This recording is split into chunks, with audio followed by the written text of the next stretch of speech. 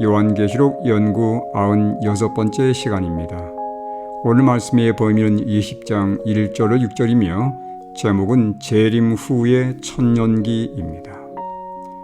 천년이란 기간은 계시록, 특히 계시록 20장에 5차례 언급되어 있습니다. 우리가 흔히 말하는 천년기가 여기에서 나온 단어입니다. 천년기는 언제 시작될까요? 계시록 20장은 계시록 19장에 이어서 등장하는 사건입니다.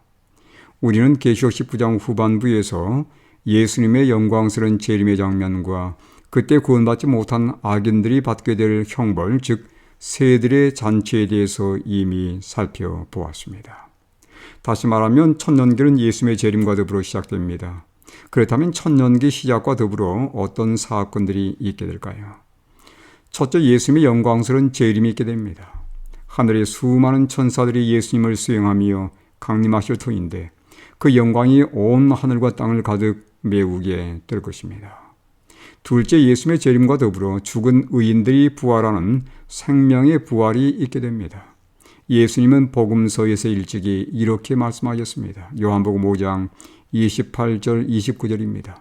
이를 놀랍게 여기지 말라.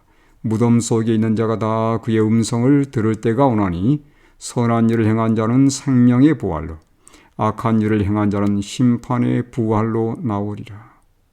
예수님이 언급하신 생명의 부활은 예수님께서 영광 가운데 재림하실 때에 의인들이 무덤에서 일어나게 될 부활을 말합니다.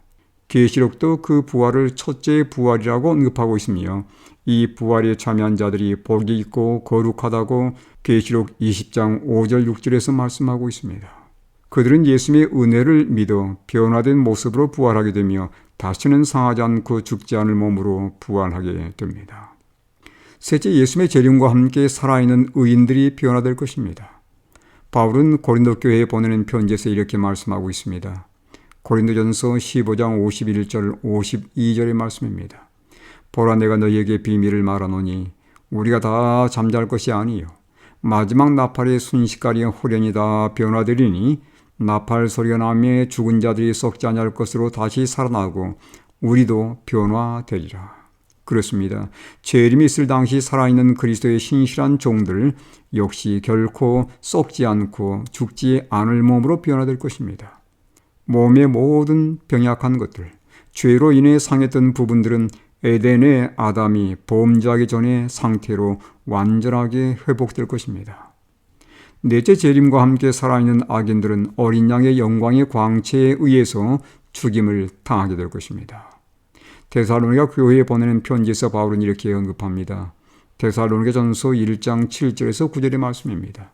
주 예수께서 자기의 능력과 천사들과 함께 하늘로부터 불꽃 가운데 나타나실 때에 하나님을 모르는 자들과 우리 주 예수의 복음에 복종하지 않는 자들에게 형벌을 내리시리니 이런 자들은 주의 얼굴과 그의 힘의 영광을 떠나 영원한 멸망의 형벌을 받으리로다. 다섯째, 사탄은 결박되어 황폐하던 지구에 갇혀 암울한 천년기를 보낼 것입니다. 계시자 요한은 용이 잡혀 결박될 것에 대해서 다음과 같이 말합니다. 용을 잡으니 곧 이의 뱀이요 마귀요 사탄이라 잡아서 천년 동안 결박하여. 그 용 즉 사탄이 결박되어 갇힐 곳이 무저갱인데 무저갱은 무엇을 의미할까요? 생명체가 없는 광활한 지역을 의미합니다. 예수님이 재림하실 때 지구의 상태는 예레미야가 이미 묘사했듯이 혼돈하고 공허한 상태가 되어버렸습니다. 예레미야 4장 23절을 참고하시 바랍니다. 창조 이전에 아무 생명도 없고 무질서하고 빛이 없어 깜깜한 상태와 동일합니다. 계시록의 예언대로 사탄은 이곳에서 무려 천년을 꼬박 할 일 없이 무료하게 지낼 것입니다. 천년기는 재림 전에 있지 않으며 분명 재림 후에 있다고 성경은 분명히 증거하고 있습니다. 우리가 그리스도 예수를 굳건히 의지하며 사탄의 미혹에 물들지 않는 한 첫째 부활에 참여하는 복과 특권을 누리게 될 것입니다.